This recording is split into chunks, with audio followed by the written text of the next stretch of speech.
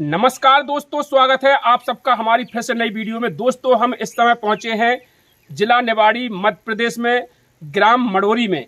ये मड़ोरी निवाड़ी के लगभग 2 किलोमीटर दूरी पर है।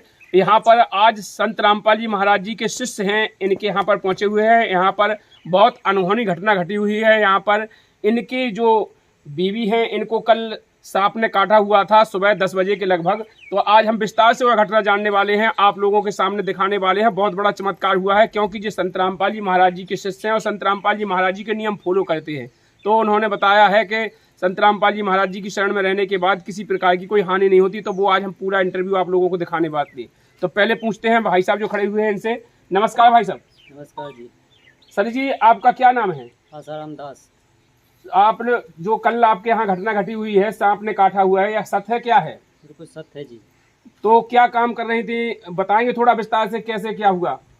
मेरी जो भगतमती हैं वो वहाँ पर काम कर रही थी, जो पशुओं का वहाँ पर सफाई कर रही थी। इसीलिए वहाँ कचरा था तो वो हाथों से सफाई कर रही थी। तो हाथ जैसे ही उन्होंने सफाई की तो वहाँ से सर्फ निकला तो उसने तुरंत ही उसको काट लिया।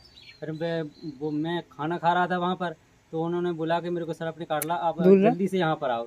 तो मैं थोड़ी देर तो मेरे को ऐसा लगा जैसे ये झूठ बोल रही हो, लेकिन मैं जब गया तो इनकी जो उंगली है जो बड़ी वाली, उसमें इनको काटा था और खून की धार लगी हुई थी जी। जिस उंगली में काटा था थोड़ा दिखाएंगे कहाँ पर काटा था? तो कैमरामैन थोड़ा इसके ऊपर फोकस कीजिए जहाँ पर काटा हुआ है।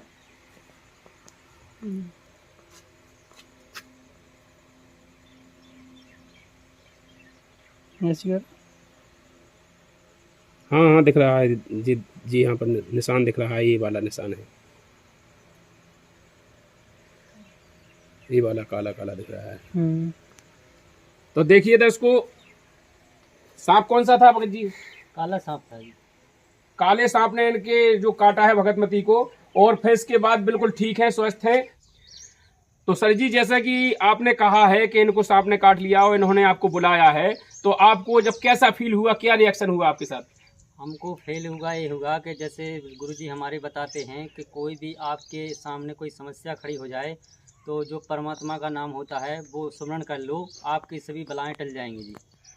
फिर इसके बाद हमने भगत मत जी से पूछा कि आपको थोड़ा बहुत राहत मिली है, तो बोल रही है सही है। फिर हमने कहा कि आप एक काम करो, गुरुजी को दंडवत लगाओ, वो जो चरणों में थे परमात्मा का वो लो, फिर इसके बाद सुमरण करो।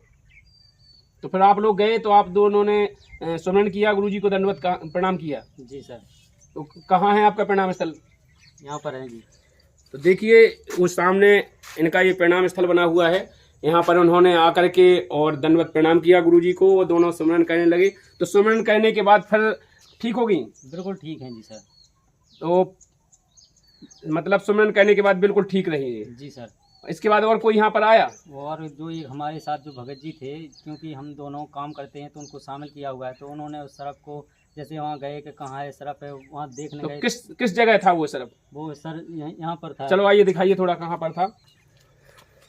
देखिए सर, 10 को यहाँ पर ये काम कर रही थी, जिस जगह जो सफाई का काम कर रही थी, यहाँ पर पशु बंधे हुए हैं। इन पशुओं की जगह यहाँ पर कैमरामैन से गुजारिश है थोड़ा यहाँ पर ले आकर दिखाएं, जहाँ पर सांप ने काटा हुआ है।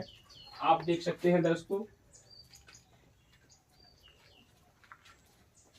देखिए इस जगह जो सफाई कर रही थी, इस जगह घास कूड़ा पड़ा हुआ है, इसी जगह सांप था और इसी जगह इनकी सफाई करते समय इनको काट लिया।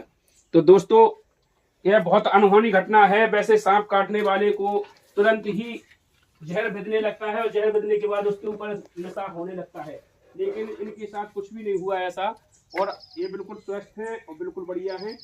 तो आइए थोड़ा उनसे भी पूछ लेते हैं विस्तार से, क्या स्थल पे कैसा महसूस हुआ, क्या हुआ, तो बहन जी से पूछेंगे थोड़ा। आइए।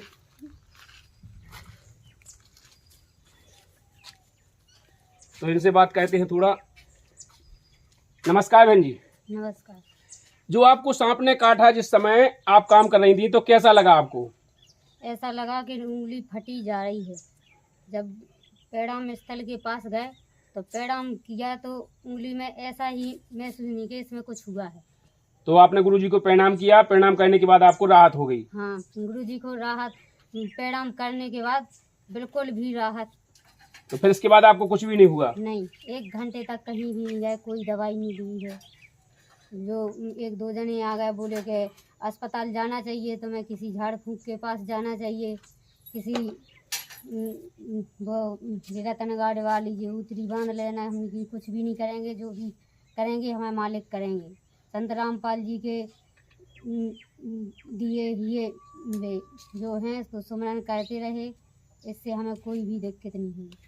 संत रामपाल जी महाराज जी के बताए अनुसार नाम सुमरन करते रहे, उनके नियम में रहे, इसके बाद कुछ भी आपने नहीं किया और बिल्कुल आप ठीक हैं। बिल्कुल ठीक है। तो दर्शकों आप लोग पैसे की दवा भी नहीं ली है। तो दर्शकों आप लोग जान सकते हैं कि एक काला नाग किसी को डस ले तो कैसा होता है उसके साथ, लेकिन आज देख सकते हैं ये छोटा परिवार है और देहात में है, फिर भी ऐसी जगह है और जहाँ पर कोई सुविधा नहीं है। देखिए आप देख सकते हैं कैसी जगह रह रहे हैं और यहाँ पर जो काले नाग ने इनको काट लिया और आज बिल्कुल स्वस्थ है। संत रामपाल जी महाराज जी की शरण में हैं और उनके बताए अनुसार भक्ति कर रहे हैं। तो संत रामपाल जी महाराज जी की भक्ति में इतनी पावर है, तो दर्शकों आप लोगों से भी अनुरोध है कि संत रामपाल जी महाराज जी के ज्ञान को समझें और उनके पुस्तकों को पढ़ें। और संत रामपाल जी महाराज जी के ऑलरेडी सत्संग कई चैनलों पे आते हैं और संत रामपाल जी महाराज जी के नाम से भी एक चैनल है, उस पर भी संत रामपाल जी महाराज जी के सत्संग आते हैं। सत्संग सुने, सत्संग के विस्तार से आप जाने, तो किसी भी प्रकार की कोई भी बाधा हो, किसी प्रकार का कोई संकट हो, सब टल जाता है। तो नमस्कार, फिर से मिलते हैं अगली वीडियो में, तब तक के लिए